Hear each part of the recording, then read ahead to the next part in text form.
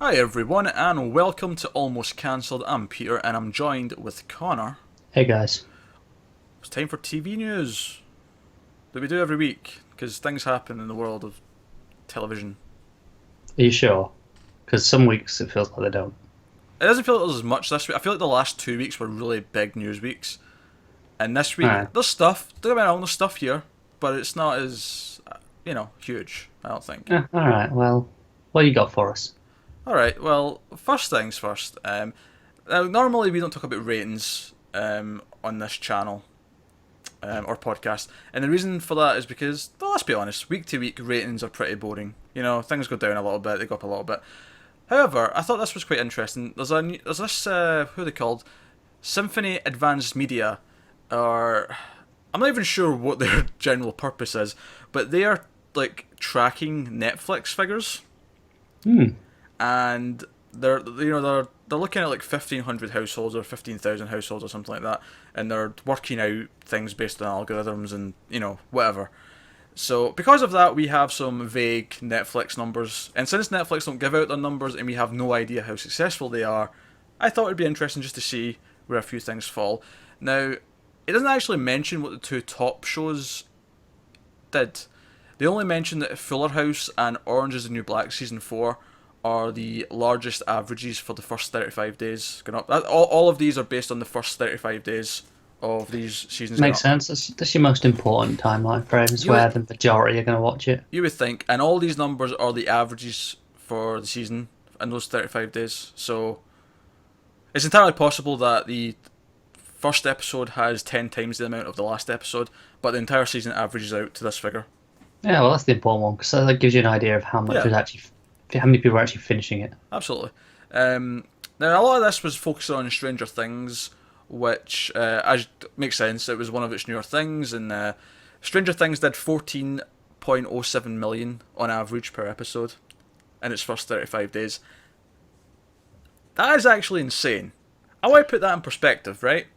Yeah. The only network TV thing in the US that even hits those numbers are things on CBS and reality TV, right? I don't have anything in front of me that I'm looking at, but just from memory, that's pretty much like CSI did those kinds of numbers. I think Criminal Yeah. Minds might do those. Not like everything else we cover from all like. I think like Supergirl does like 7 million, Flash does like 6 million. You The know, CW stuff tends to do between 3 and 6. yeah, it's in that realm. Some of the stuff we watch in cable, like Mr. Robot, that's like under 2 million per episode, and Stranger Things did an average of 14 plus million. That's astonishing. That gives you an idea. So that was like third. I think this is out of the last 12 months. So the last year. It suddenly from just now. explains why it was fucking everywhere on Twitter because literally everyone watched it. Exactly. Rightfully so, because it's bloody good. Yeah, as they should have done. I'll give you some of the other ones though. So this is just stuff from the last 12 months from now. Stranger Things was 3, and then Making a Murderer was next with 13.35 million. Then Daredevil season 2 was 13.35 million as well. So that must have just edged out. Interestingly, then Jessica Jones is much lower than Daredevil season 2 with 6.26 million. Which, don't get me wrong, 6.26 million is still great. Respectable number. It's still great compared to what cable shows actually do on cable networks. But just compared to Daredevil, that's like half. It's less than Not half. surprising though. Daredevil had the massive hype from season one still. True, true. Unbreakable Kimmy Schmidt season 2 is then get 6.08 million, and then The Ranch 6.01 million, and then House of Cards season 4 surprisingly all the way down there with 5.67 million, and then F is for Family at 4.81 million. That's the ones they give us numbers for. I think House of Cards being that low is interesting, especially since Orange is the New Black season 4, which is just as old, is at the top of the list. That's what I was thinking, because I was going to say, obviously, you'd think, well, one logical reason would have been people go, there's 4 seasons, I don't feel the need to check it out as immediately. Well, yeah, I think it's that. I think you also have some natural drop off where people just don't come back. Maybe like, season 1 Especially was. as from what I hear, season 3 was a bit weaker. Yeah, but like even when a show is good, there's always going to be some people who don't like it as much. So they'll go, season 1 was good, but I'm not. In fact, me even, I watched season 1 and 2, and I just didn't bother with season 3. I just, I can't be bothered. I've done the first 2. I'm going to get to 3. I think a good example for me is Marco Polo, where I watched the first season. I thought it was very good. and I'm going to watch the second season. Hmm. I just didn't love it enough that I felt the need to do it immediately in those first 35 days. Yeah. So, I thought it was interesting. I thought it was interesting to see those numbers and just how successful Stranger Things and Daredevil are, and even Fuller House to an extent. Like I didn't really expect that to top the list, but there you go. Was Marco Polo on there? No, that's not on this. Obviously, there's more stuff than what they've got Yeah. here, but this is just what the article that I got from Variety as a source gave me. But no, that's great. So I mean, season 2 is happening, right? It just is.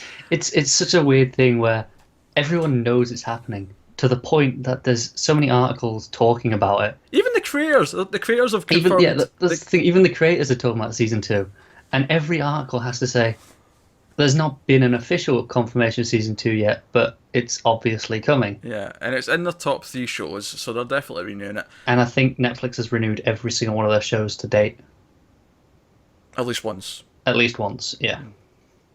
A small tangent on Stranger Things. I saw an interesting article today from the Duffer Brothers, citing that some of their influences for the show were Silent Hill, The Last of Us, and Dark Souls. I could see it. Now you can, and very specifically, you can see specifically what part of the show was somewhat inspired by those things. So yeah, that's some Netflix numbers. All right, next up, Warner Brothers and Plan B have teamed with Amazon because they're going to do a TV show based on The Departed, which is also already based on a Chinese film called Infernal Affairs, which is better, by the way, than I've The not Departed. seen either, I'll be honest. I feel like so many people don't even know it's based on another movie. Yeah, I know it was, but And I honestly think The Departed is quite a bland film. I don't like it anywhere nearly as much as Infernal Affairs, or as Martin Scorsese's other movies. But yeah, we're getting a TV show on Amazon. fine. I guess I'll have to watch the damn movie. Well, I guess I'll have to watch both, really. well, at least I'll develop. Well, I don't think you will have to watch them. No, but you know what I'm like. I Are can't. you going to watch all 4 Exorcist movies before the Exorcist TV show? See, the difference is I'm not really going to watch the Exorcist TV show, am I? I'm going to like half watch it because I have to, because you're making me. Hey, we may continue. That show might be good. You're going in glass half empty. Okay, here's the difference. With The Exorcist, it's just a different adaptation of the book. It's not a successor to the movie. And did I say that this was a sequel? I know, but I didn't even get to that. You're just assuming things. No, I'm not assuming. What I'm saying is, if it is based on, I feel like I need to have some knowledge of at least one of the original versions. Whereas, like, I've seen The Exorcist, so I kind of know I'm getting there. Whereas with this, I want to watch the original and then compare. Well, the new spin-on Departed revolves around a young cop who infiltrates a Latino gang in Chicago and battles the gang's own plant inside the police department. There you go. That's the plot. Kind of sounds quite generic. Well, the whole thing with Infernal Affairs is that both the gang and the cops have a undercover person. Yeah. So there's like a duality thing going on. That's the whole point of it. I can't say I'm that excited for this, mainly because I'm not a big fan of the movie. Fair enough. But then Amazon did just surprise us. Yeah, but there's no hook. There's no name attached to it that makes me go, oh, that's something I'm interested in because they're writing it or that actor's going to... Like, there's nothing... That's true, but then maybe they will give us something like that. We just haven't got it yet. Maybe. I don't know. I mean... They didn't give us... There's no names at all, is there? I think there might be some executive producers and stuff, but there's no one notable. I mean, it could end up being good if you get the right people behind it, sure, but nothing about this makes me excited. Nothing. No, I'm not going to say I'm excited. It's just... We're going to have to check it out, aren't we? But add to the fact that I actively dislike the movie. yeah, that's fair. I see I haven't got an opinion on the movie, so that can't colour me in my judgment there. It's overrated. Oh, okay. Shots fired there. Oh, it is. Like, some people swear by that movie. I think it's bland. So I'm going to go away. I'm going to watch both the original and then that.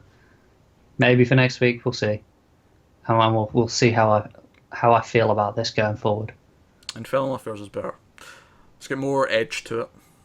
But anyway, so that's happening at Amazon from Warner Bros. And Plan B. Next up, USA Network is developing Connoisseur, which is an hour-long drama coming from Gary Lundy, who created Hand of God, which we watched the pilot of from Amazon. Aye. And it's going to star John Cho, who's currently in the Star Trek movies, and he's been in other stuff. You know his face. So this is about Clay Park, who's played by Cho, who's a brilliant con artist who dupes the wealthiest and most powerful people in the country into paying millions for fake wine, but his hustle forces him into a deadly bargain with an organised crime syndicate, puts him in the crosshairs of the FBI, and unearths details of a tragedy that fractured his family years ago in Korea. Look, let me put it this way. The only thing from USA I care about comes from Sam Esmail. True. I agree with that. And I can't see that changing with this based on what you've just told me. Nah, I can almost imagine this being overly flashy for the sake of looking cool. And nothing in that plot. It just sounded convoluted, what I just read to you.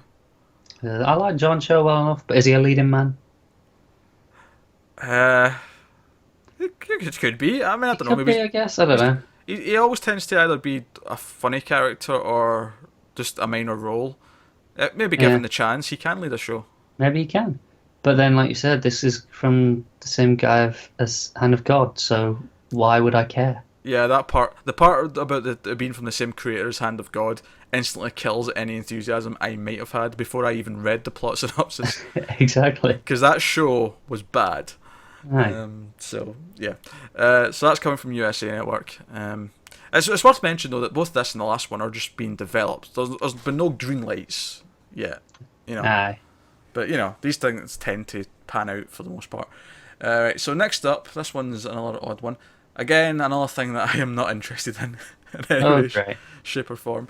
I guess there is news this week. It's just not very interesting news. But it's not to us. One of your fellow gingers is going to be in something. Which one? Enlighten me. Rupert Grint from Harry Potter. Oh, okay. I do like Rupert Grint. He's solid. Yeah. He played Ron Weasley in Harry Potter, if you're wondering who I'm talking about. He is going to executive produce and star in Snatch. Look at that, another TV show based on a movie. Did not see that coming.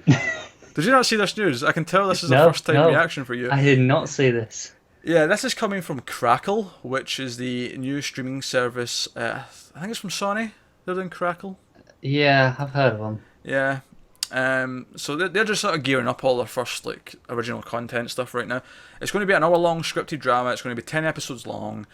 Yeah, Crackle. It's going to be 2017, and it will. This is the direct quote here. It will evoke the spirit of the 2000 film, but will follow new characters.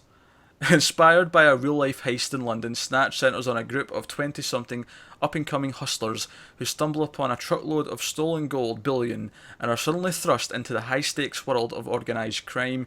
The boys must quickly learn to navigate the treacherous waters of London's underworld as rogue cops, gypsy fighters, international mobsters and local villains descend. Now, that sounds better than The Departed, I'll give it that. It sounds better than Connoisseur as well, I'll also give it that. I'm a sucker for hustlers. I think they're fun characters. When they're done well. I don't have that same feeling. I will say though that I do like Rupert Grint. In this, I can see the potential for the humour to come out of this. So, yeah. I mean, obviously, we're probably going to try all of these when they happen, because we try pilots. That's what we do here. But I'm more optimistic about this by far than any others. Out of the three, this is definitely the one that's the most interesting. That said, I'm not a big gangster kind of... See, I'm not big on gangsters, but hustlers themselves, the characters I'm kind of into.